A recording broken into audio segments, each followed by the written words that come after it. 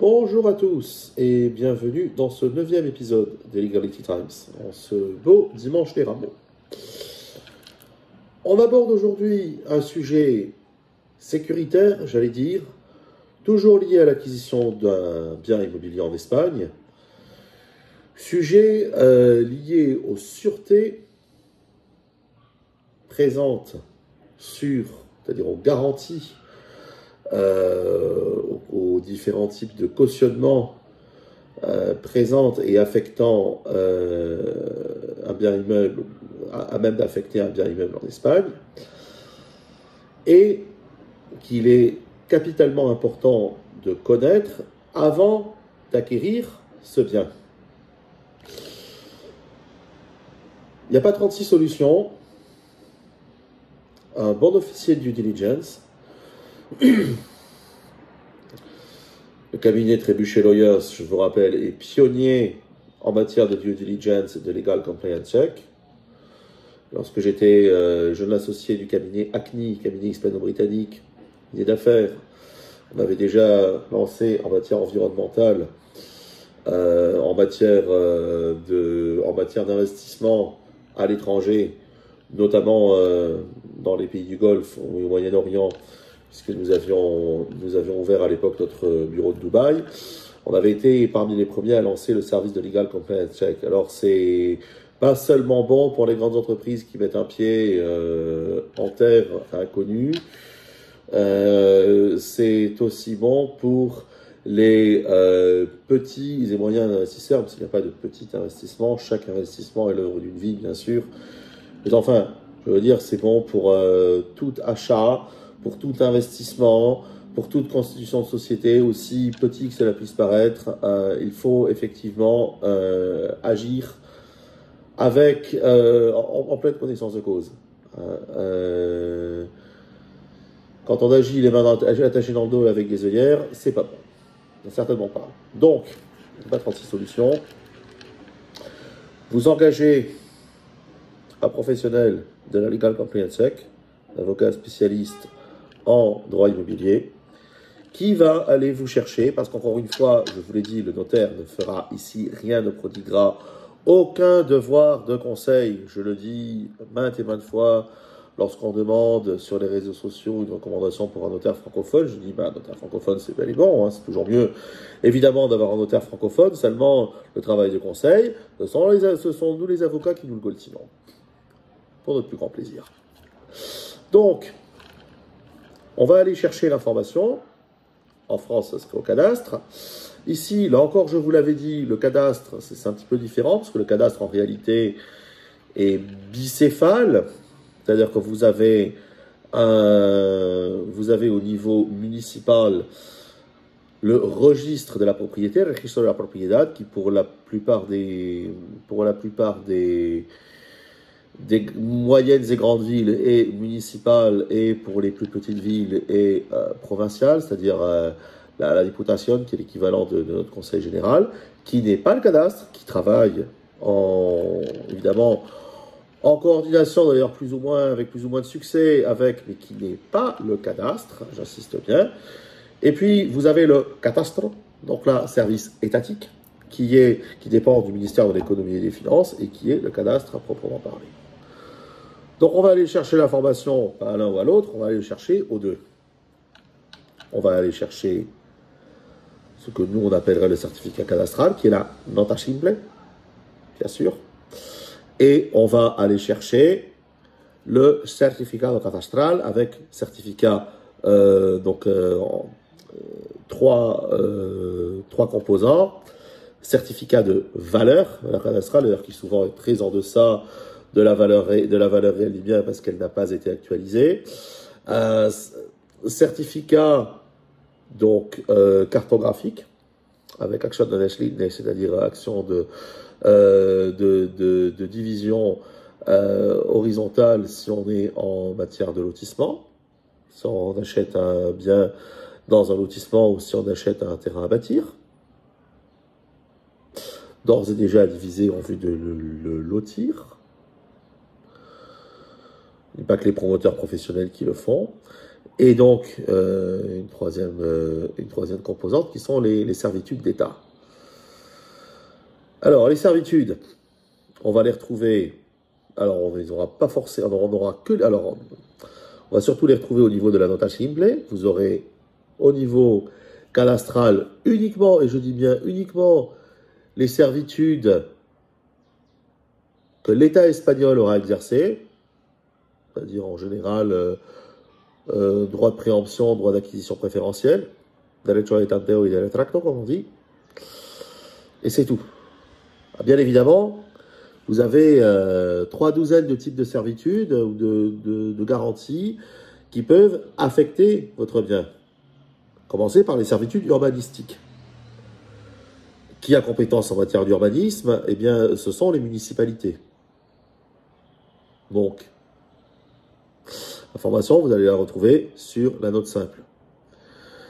Idéalement parlant, on va également, si on a un vilain doute, sur un terrain constructible avoisinant ou sur un permis de construire qui a été donné sur un terrain avoisinant ou sur un permis de démolir qui aurait été donné pas trop loin ou si on se trouve dans une zone protégée, équivalent loi littorale, équivalent loi montagne, équivalent zone de protection du patrimoine architectural, urbain et paysager, équivalent zone d'aménagement concerté, tous ces équivalents existent en Espagne. Donc, bien évidemment, on va aller chercher le PLU ou l'équivalent du PLU ou de la carte communale et on va vérifier le zonage autour. Ça, c'est évident qu'il convient de le faire. Ce qui est surtout important, donc sur votre note simple, vous allez avoir en bas 2 sections, cargas y servidumbres. Donc là, vous allez avoir toutes les dettes, pas nécessairement les dettes hypothécaires. Hein. Vous allez avoir toutes les dettes qui ont été inscrites sur ce bien-là. Donc bien sûr, un prêt hypothécaire qui aurait été fait, qui aurait été contracté par le propriétaire du bien, et donc bien évidemment, c'est la définition de l'hypothèque. Eh bien, la banque s'est garantie sur ce bien et peut, à défaut de paiement de la part du débiteur, le faire saisir et mettre en adjudication. Vous avez les dettes hypothécaires, c'est-à-dire une éventuelle dette, je veux dire, en général, oui, ce sont des prêts bancaires, mais une dette autre que un prêt hypothécaire, donc un prêt en vue d'acquisition d'un bien. On peut imaginer un crédit à la consommation relativement important. On peut imaginer une dette à titre personnel, pourquoi pas, ou une créance commerciale si le bien est la propriété d'une entité de droit commercial. Bon, qui aurait donné lieu à une garantie hypothécaire où le débiteur aurait laissé ce bien-là en hypothèque. Si jamais, alors pourquoi est-ce que c'est important? Parce que non seulement, bien sûr, vous allez avoir une limite, c'est-à-dire que aussi longtemps que la dette en question n'aura pas été réglée et que le créancier n'aura pas été désintéressé de ce montant, eh bien, le bien ne pourra pas être vendu. Important de le savoir. Attention, ce qui ne veut pas dire que, si jamais vous avez le plus probable, c'est que vous ayez effectivement une inscription liée à un prêt hypothécaire, donc que la personne qui a acheté ce bien est un prêt qui soit encore en cours d'amortissement, ce qui ne veut pas dire que le bien ne pourra pas être vendu, que la transaction ne pourra pas être faite, mais le transfert de propriété ne pourra être fait que lorsque le bien aura servi, c'est-à-dire que lorsque le montant de l'achat du bien aura servi à désintéresser les créanciers qui seront identifiés pourvu de sûreté. Donc, dans ces cas-là, comment ça se passe? Soit Vous achetez, je veux dire, si vous achetez et que vous découvrez qu'il y a une telle servitude, bah, il y a trois options. Soit entre-temps, la dette a été payée, et à ce moment-là, vous demandez, et le vendeur vous en justifie, vous dit ça a été payé, à ce moment-là, vous devez demander la rectification ou l'annulation de la dite servitude. Si la dette est fixée par une banque ou un organisme prêteur ou un particulier sans procédure judiciaire, sans procédure contentieuse,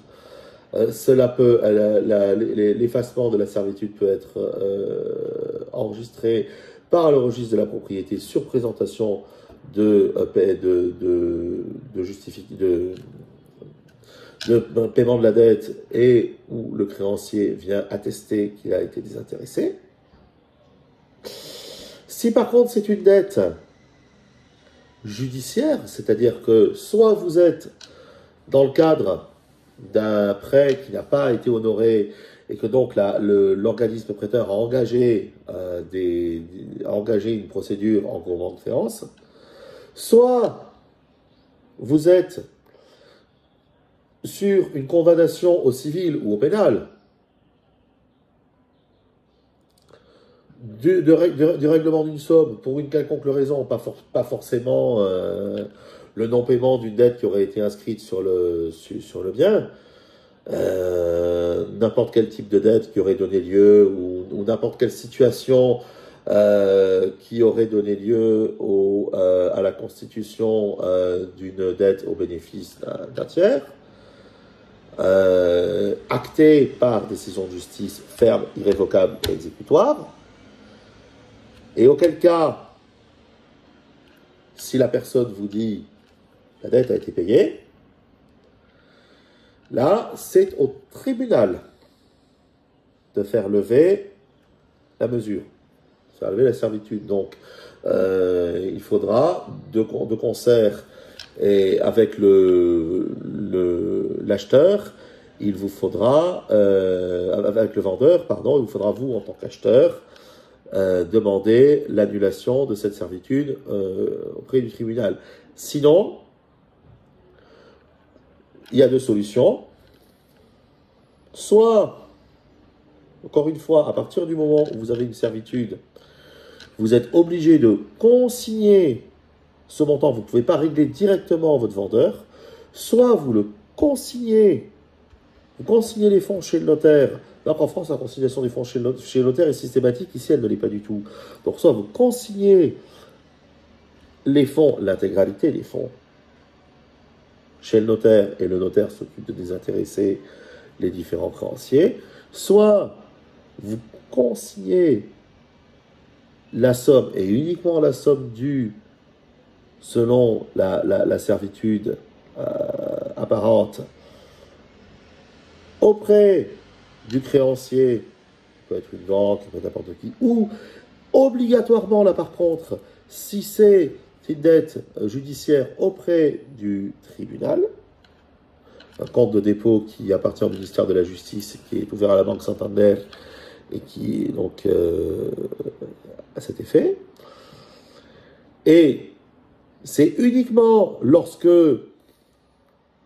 le ou les créanciers, s'il y en a plusieurs, parce qu'il peut y avoir plusieurs de ces servitudes, ont tous été désintéressés, que vous devenez propriétaire de votre bien. Alors, bien évidemment, à partir du moment où vous devenez propriétaire, vous devez vous assurer que le registre de la propriété a bien pris acte. De toute façon, il en prend acte fatalement, puisque sinon la transaction est bloquée. Et bien sûr, vous devez vous assurer qu'il a, c'est notre travail, le cas échéant, de nous en occuper. Nous devons nous assurer que le registre de la propriété a bien annulé l'ensemble de ces servitudes. Parce que sinon, vous allez vous retrouver... Alors, c'est automatique lorsqu'il s'agit d'une dette hypothécaire ou lorsqu'il s'agit d'une dette judiciaire. Lorsqu'il s'agit d'une dette au fisc, souvent la servitude peut rester. Donc là, il vaut mieux s'y prendre à l'avance. Et si jamais votre vendeur a une dette au fisc, ça peut, hein, pas une honte, hein. Il peut vous pouvez acheter un bien à 4 millions d'euros, comme j'ai eu le cas récemment, et puis la personne, ça s'avère à 2,5 millions d'euros de dette au fisc, d'ailleurs c'est pour ça qu'il le vendait. Il vaut mieux préparer le terrain, engager ce qu'on appelle un restor, nous ici on a un service in-house, et que ce restor se mette en rapport avec le fisc en justifiant donc du compromis de vente, en disant attention, le bien est en train d'être mis en vente, et auquel cas on va anticiper, alors bien évidemment rien ne sera effacé tant que le fisc aura émis son récépissé, son reçu pour de tout compte, seulement ils sont très longs.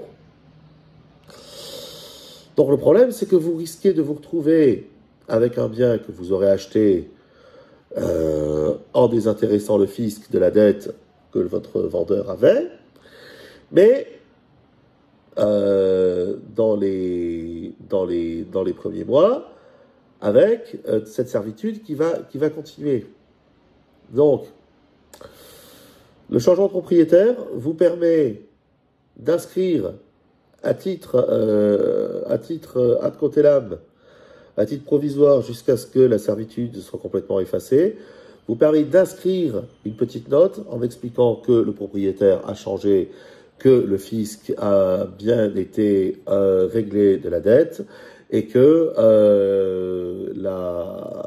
la servitude est en cours d'effacement. Donc ça, c'est le notaire qui vous fera un certificat qui vous permettra d'inscrire ceci au registre de la propriété le temps que le fisc fasse le nécessaire et fasse effacer la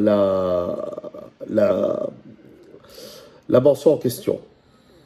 Alors plus embêtant si il s'avère que la personne a une dette dont le montant est supérieur encore à la valeur du bien. Alors là, qu'est-ce qui va se passer?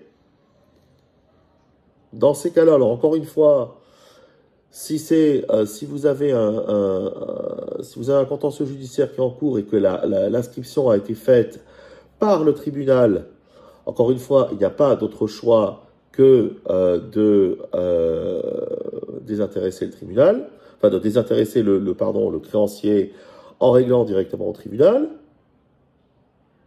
qui lui après se chargera de régler la somme au créancier en question. Si c'est une dette,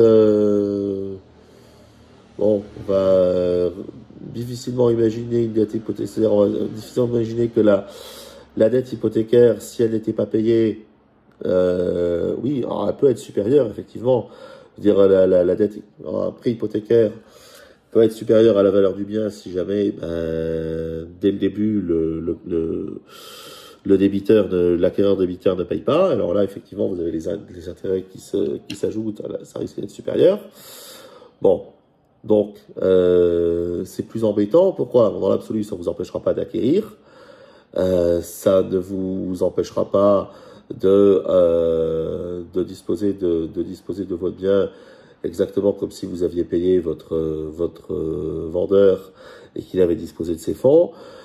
Seulement, là où je dis que c'est plus embêtant, pourquoi est-ce que je dis que c'est plus embêtant? C'est qu'il faut vraiment être très diligent et sitôt la transaction actée et le titre de propriété obtenu, faire changer le nom du propriétaire sur tous les registres, cadastre, registre de la propriété, auprès de la municipalité, auprès du fisc, partout, et simultanément, parce que si jamais, quelque part, traîne le nom de votre vendeur qui est encore débiteur d'une dette qui reste devoir, que vous vous retrouviez pas comme un diable qui sort de sa boîte, avec une nouvelle demande d'inscription et une inscription à titre conservatoire où on vous dira ce bien est grevé de la somme de temps parce que monsieur machin, qui sera votre vendeur, doit encore tant à Pierre, Paul ou à Jacques. Vous comprenez?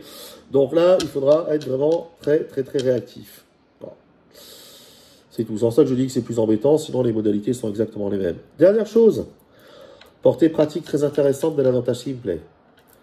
Vous avez en tout bas de page toute transaction qui est en cours, parce que forcément, encore une fois, vous avez un petit battement entre le moment où vous passez chez le notaire, où vous signez la transaction et le moment où tous les registres ensemble prennent, je dis ensemble justement, parce qu'ils ne sont pas coordonnés, que ça prend du temps, où tous les registres prennent acte de ce changement de propriétaire. Donc vous avez en bas de page une section qui s'appelle Documentos pendientes, c'est-à-dire documents en cours de gestion. Et donc, vous allez avoir votre propre transaction qui sera marquée dans les Documentos pendientes si jamais il devait s'avérer que vous aviez un moment de transition entre l'enregistrement définitif de votre nom sur les registres, ou bien si une transaction précédente est en cours. Alors pourquoi est-ce que c'est intéressant de le savoir? Parce que lorsque vous allez acheter un bien, si c'est un bien qui a déjà été convoité par plusieurs personnes, si jamais on vous fait le coup de vous avoir fait signer une promesse de vente sur ce bien, alors qu'en réalité, il est déjà vendu à quelqu'un d'autre, le seul moyen de le savoir, c'est celui-là. Et malheureusement, des miroirs aux alouettes, il y en a beaucoup en Espagne, surtout sur le pourtour méditerranéen. Certaines zones comme Malaga, comme Marbella, comme Ibiza, pour les champions. Hein? Vous mettez une maison soi-disant en vente, vous encaissez les arras, c'est-à-dire les compromis de vente de 10, 12, 15 potentiels acheteurs, vous vous rétractez au dernier moment, et puis en fait, vous ne vivez que de ça. Là, j'ai un contentieux qui est en cours, avec des acquéreurs français qui se sont fait flouer à hauteur de 40 000 euros. Ça va faire 4 ans. Et on n'est même pas au stade de la mise en état au niveau civil, puisqu'on a essayé d'attaquer au pénal. On a répondu que nenni. On va parler d'escroquerie. Une affaire purement civile et purement contractuelle, allez vous faire voir. Voilà. Donc, il vaut mieux prévenir que guérir prend vraiment tout son sens ici. Je vous dis à bientôt. Dimanche prochain, jour de Pâques.